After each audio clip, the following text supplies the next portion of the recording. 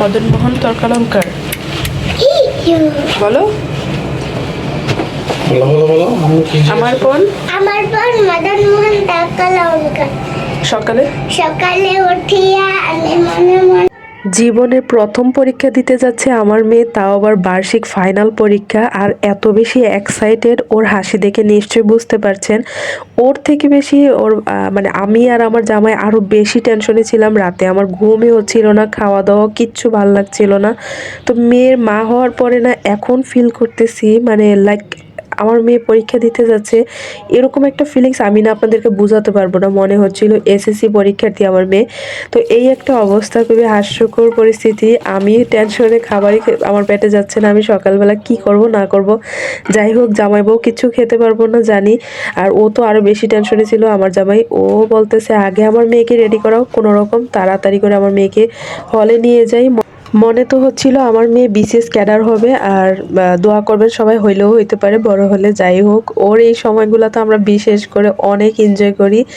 আমি তো অনেক এক্সাইটেড থাকি সবগুলো পরীক্ষাতে। এর আগেও 2টা পরীক্ষা দিয়েছে, কিন্তু এইবারেরটা তো ফাইনাল বার্ষিক পরীক্ষা। দেখেন রুটি ছিঁড়ে বেড়ে যাচ্ছে, মানে আমার অবস্থাও রুটির অবস্থা একই করুণ দশা।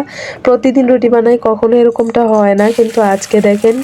তো তাড়াতাড়ি করে নাস্তাগুলো রেডি করছিলাম, করে আগে আমার মেয়েকে খাইয়ে বিদায় করব, তারপর আমরা দুজন নাস্তা করব। কিন্তু সেই ফিলিংসটা নাই যে নাস্তা করব, পেটে ক্ষুধা কিন্তু মুখে খাবার যাচ্ছে না, এই হচ্ছে অবস্থা।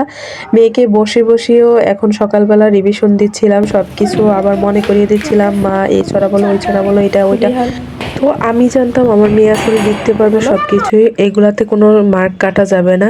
যদিও ভুল হয়, ওদের আবার মৌখিক আছে। তো মৌখিকটা যদি ওর একটু জড়তা কাজ করে, নতুন টিচার দেখলে বিশেষ করে, তো এক এক হলে তো এক এক টিচার বসে, আর ক্লাস টিচার তো আর এখন মৌখিকটা ধরবে না। তার জন্য একটু টেনশন হচ্ছিল, হয়তো 2-1 নাম্বার কাটাও যেতে পারে। কিন্তু সিলেবাসটা আমি কমপ্লিট করিয়েছি, কিন্তু যা দেয় এখন আলহামদুলিল্লাহ। এই পরীক্ষাটা তো আসলে কিছুই না, মাত্র জীবনের শুরু। আরও কত পরীক্ষা সামনে থাকবে। এই ছোট ছোট পরীক্ষা থেকে আস্তে আস্তে অল্প অল্প করে বড় হতে থাকবে, বড় পরীক্ষাগুলোর সম্মুখীন হবে। তো সবাই দোয়া রাখবেন। আজকে আমার মেয়ের জীবনের প্রথম বার্ষিক পরীক্ষা এটা। তো এই জন্য একটু এক্সাইটমেন্ট ছিল আমাদের মধ্যে। আর মেয়ের জন্ম দিয়ে না আমি এখন ডিপলি ফিল করি আমার মা আমার জন্য কতটা কষ্ট করছে, কতটা ত্যাগ স্বীকার করছে। আসলে এই স্যাক্রিফাইসগুলো জীবনে কোনো কিছু দিয়ে মাকে আসলে পূরণ করানো সম্ভব না। মার যে কতটা স্যাক্রিফাইস, কতটা ত্যাগ। এই যে দেখেন, আমি নাস্তাও করি নাই ঠিকমতো, এখন দাঁড়িয়ে দাঁড়িয়ে কোনো রকম পেটের ক্ষুধার যন্ত্রণা, এখন আমি একটা রুটি খাচ্ছি কোনো রকম।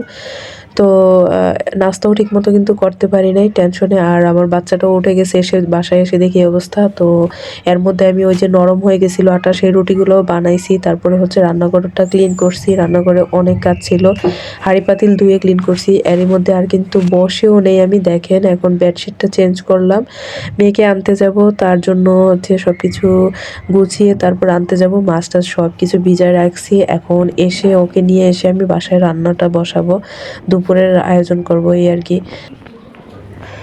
তো এখন অলরেডি 10টা 5 বাজে, আমার মেয়ের 10টার দিকেই পরীক্ষা শেষ, ওকে যাচ্ছি আনতে।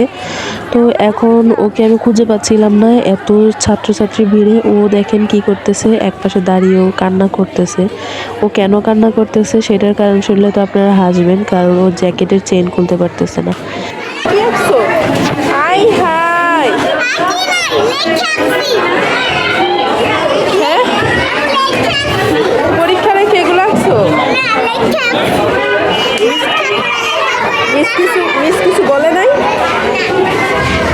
আর পরীক্ষা কেমন দিচ্ছ আগে এটা বলো, কেমন হয়েছে পরীক্ষা বলো?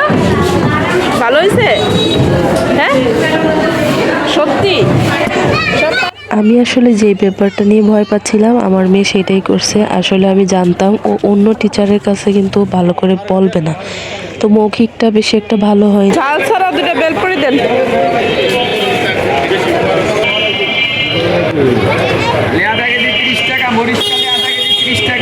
যা দেওয়ার পরীক্ষা তো দিয়ে ফেলছে, এখন আর টেনশন করে লাভ নেই। তো যাক, একটু হলেও টেনশনটা কমছে, কারণ এখন আর কান্নাকাটি করেও লাভ নেই। ওর একটা পরীক্ষা তো গেল, যাই হোক নেক্সট পরীক্ষা যেটা আছে সেটা ভালো হলেও হলো। তো আসার পথে অনেক কিছু বাজার নিয়ে আসছিলাম, আবার একটা ভুল করে ফেলছি, 1 কেজি সিম নিয়ে আসছিলাম, সেটা এনে দেখি যে প্যাকেটটা আসে নাই, কোথায় ফেলে আসছি আসলে মনে নাই আমার। তো ভাত চড়াই দিছি, এখন গরম পানিটা ঢেলে দিলাম। এই ভাতটা আবার নতুন চাল আনছিলাম, তাড়াতাড়ি হয়ে যায়। তো এখন মাছগুলোকে ভেজে তারপরে হচ্ছে তরকারি রান্না করব। সব কিছু আজকে দেখাতে পারবো না, কারণ ভিডিওটা অনেক লং হয়ে যাবে, আপনারাই বোরিং ফিল করবেন, এত লং ভিডিও আসলে সবাই দেখতে চায় না। তো তার জন্য শর্টকাট করে দেয়। যাই হোক, আমি পেঁপেটায় এসে আবার কাটছিলাম, পেঁপেটা দেখি যে 1-এর ভিতর 2 হয়ে গেছে, কারণ সস্তায় এনে এখন দেখি যে আমি খুব লাভ করে ফেলছি, কারণ হচ্ছে 80 টাকা করে পাকা পেঁপে, আর আমি মাত্র 30 টাকা দিয়ে কাঁচা পেঁপে নিয়ে আসছি। এটা দেখে বেশ খুশি হয়ে গেছি। যাই হোক, মেয়ের পরীক্ষা তো খারাপ হলো, একদিকে লাভ হলো আবার অন্যদিকে লস, কারণ আমার সিমের পোটলা আমি রেখে আসছি অন্য জায়গায়। তো যাই হোক, ভিডিওটা বেশি লং হয়ে যাবে। তো আজকে অনেক কিছুই রান্না হয়েছে, মাছ তরকারিটা রান্না করছি, একপাশে শাক রান্না করেছিলাম, এগুলা দেখাই নাই। মাছ যে নিয়ে আসছিলাম সেটার ভিতরে বেশ খানিক তেল হয়েছিল, সেটাকেও ভেজে নিয়েছি এভাবে। আজকে ভিডিওটা এই পর্যন্তই, সবাই ভালো থাকবেন, সুস্থ থাকবেন, আল্লাহ হাফিজ।